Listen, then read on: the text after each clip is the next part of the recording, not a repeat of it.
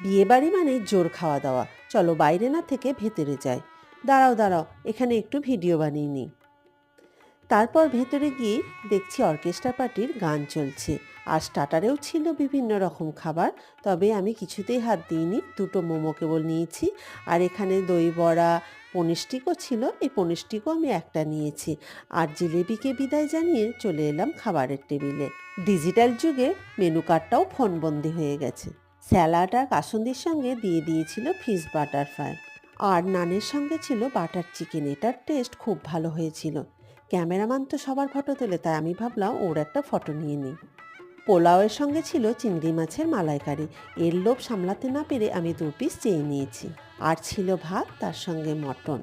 Fruit চাটনির সঙ্গে দিয়ে দিয়েছিল পাঁপড়, মিষ্টি 2 রকমের ছিল, আর ছিল আইসক্রিম। এটাকেও আমি বাই বাই করে পান নিয়ে চলে এলাম আমি বাড়ি।